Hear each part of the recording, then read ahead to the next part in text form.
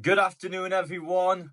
Welcome back. It's been a couple of days, and apologies from my point of view. Nothing Newcastle United related has happened at all. So, over the past 2 days, of course, we just came off the back of a very deflating and annoying loss to Aston Villa. A couple of days off, let's sit back, regroup ourselves, go again.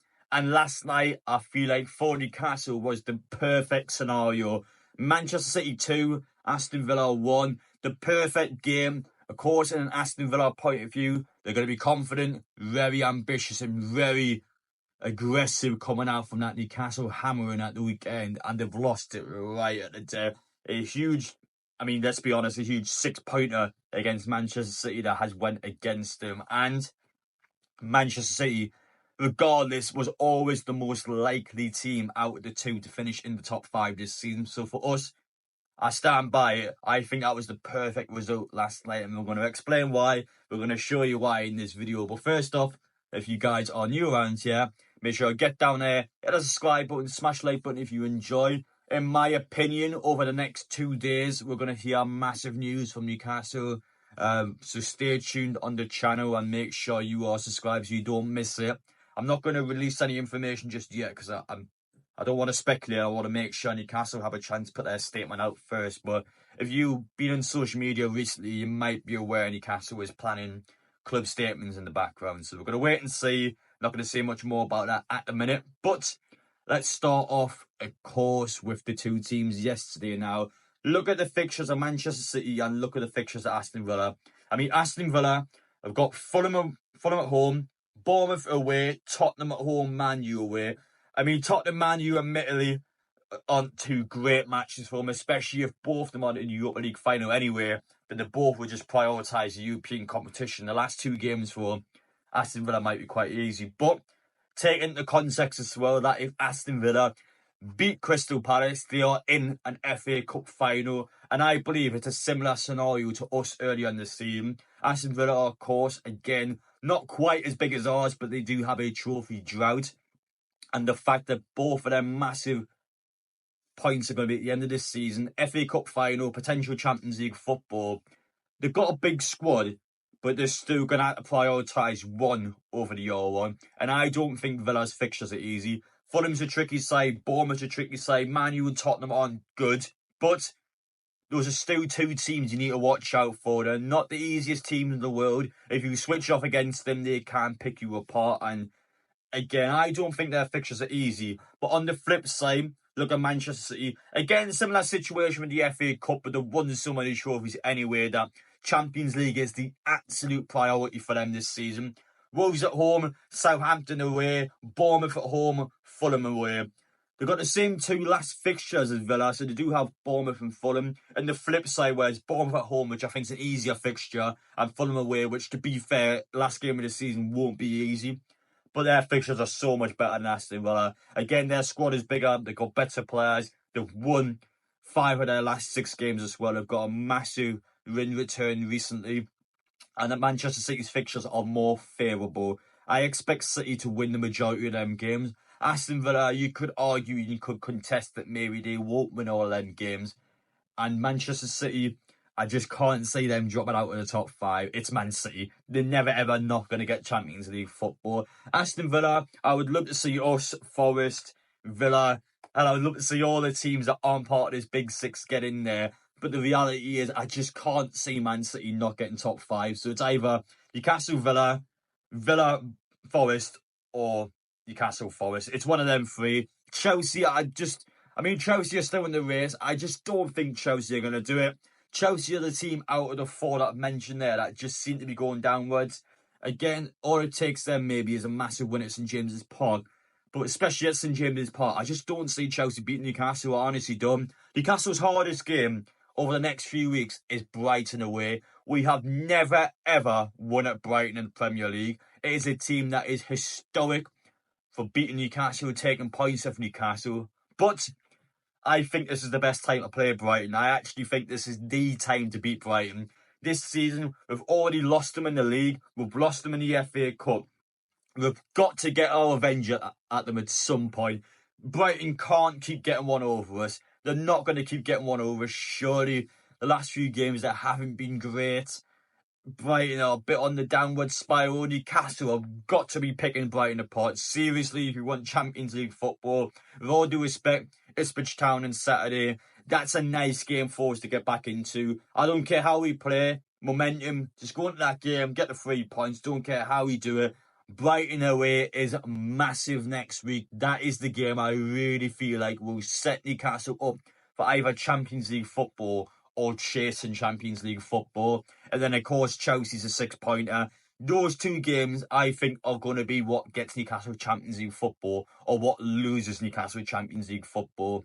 Arsenal away, hard to do, very hard to do, but of course they have Champions League football. Everton at home's a nice last game of this season, but you never ever want to leave it until the last game of this season. So for me, it needs to be finalised and wrapped up over the next 3 games. So again, Ipswich, Brighton, Chelsea, they're the games that I think Newcastle just need to get the job done. 7 points minimum. I think Brighton, Ipswich have to be wins. Chelsea, a draw is decent, but of course 7 points minimum has to be. You get any less than that, I think we'll probably get caught up. And again, we have the points advantage at the minute, and Aston Villa, of course, have 1 less game than us now. But again, we just need to do our job. It's in our hands. It's our situation to deal with.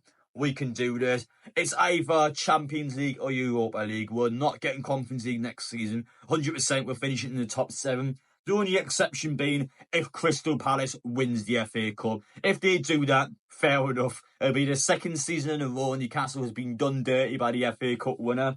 But Palace beat Villa and then beat City. You just got to applaud them and just say fair enough. But again, Newcastle should be getting top 7. Actually, we are going to get top 7. We should be getting Europa League football or Champions League football. There's no way we're getting Conference League. We're definitely getting Europa League at least. But in my point of view, I don't care where it is. 2nd, 3rd, 4th, 5th. I don't care where we finish. Champions League football is a must next season. It is a must for us. We've got a massive chance to do it.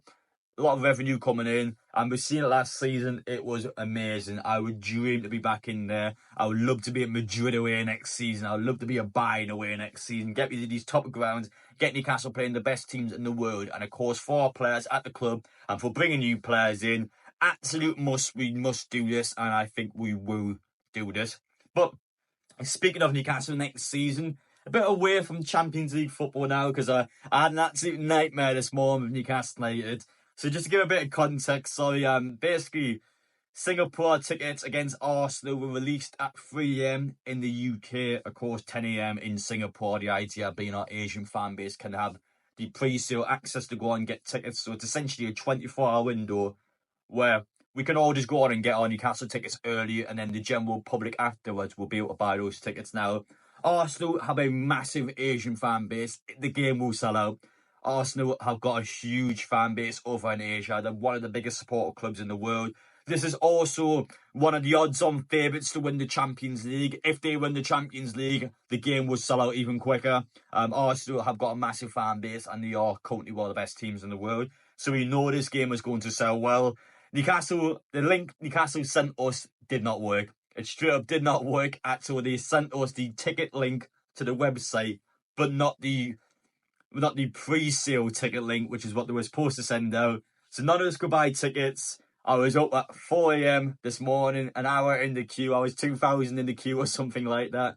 Couldn't get tickets at all. I was livid, you can imagine, at 4 AM. Next morning, I woke up about 10, 11 AM or something like that. Newcastle sent out a 2nd ticket link, which works. So, yeah, they've sent the wrong ticket link out. So, appreciate that, Newcastle. And just to give a couple of bits of context, it is the most expensive ticket I've ever paid for a regular seat with Newcastle United. £117.04. That is 204 Singapore. I'm not even sure what their currency is. It's Singapore dollars. I don't know what their currency is, but yeah, 204 Singapore money. £117.04 in the UK. That is the most expensive ticket I've ever paid. Front row seats at Wembley was £112. They give you extra context. Never paid a ticket that expensive before. But if that money goes back into Newcastle United's transfer budget, not to mention, if we have Champions League football, Newcastle, you can have all the money. Take all the money that you want. But yeah, just to give a bit of context to you guys, it is super expensive this summer, and I can't wait to see us out in Singapore and most likely South Korea as well. It is going to be the most expensive summer ever. But just to give you a nice little ending to the story there, you guys may have enjoyed if you see my social media pages. 4 a.m. this morning, I waited up, didn't go to sleep at all. We couldn't get tickets because they sent the wrong ticket link out. What an annoyance that was from Newcastle. But we've got there in the end. We have our tickets now. We're in the Newcastle United end, and I can't wait to see how many fans we have out in Asia. Japan was massive last season. We have a massive fan base out in Japan. I'm expecting the same in Singapore, and I'm expecting the same in South Korea. This is a Newcastle team that has one silverware now, so we can brag and we can show off the fact that we are a trophy-winning team. And that is the start. You will see this summer, it'll be the most ambitious summer ever for Newcastle. Going to, I know both Asia. I might as well say multiple continents how far away Singapore and South Korea are from each other. We're going to two massive places. Newcastle are clearly up for this. We're going to be up for this. And it's going to be an amazing summer with Champions League football. We'll get there in the end. Newcastle are going to be looking set next season. It'll be a massive achievement for us. It'll be a massive opportunity for us. And of course, we've got some good away games next season as well. Leeds United are back in the Prem. Can't wait for that. Sunderland, of course, have potential playoffs. Well, they do have playoffs. They have a potential opportunity to go through the playoffs. And obviously, Burnley's back up as well. So, nice season for Newcastle next year. Let's finish up now. Let's get the job done. Let's make sure top 5 is ours. And then we can all celebrate and be very pleased. But last night was the perfect scenario for us. I think it is absolutely vital that Aston Villa stay out of this race. Newcastle have still got a good step over them. We just need to do our job now. We need to see these games off, get the wins in there, and Champions League football is coming back to St James's Park next season.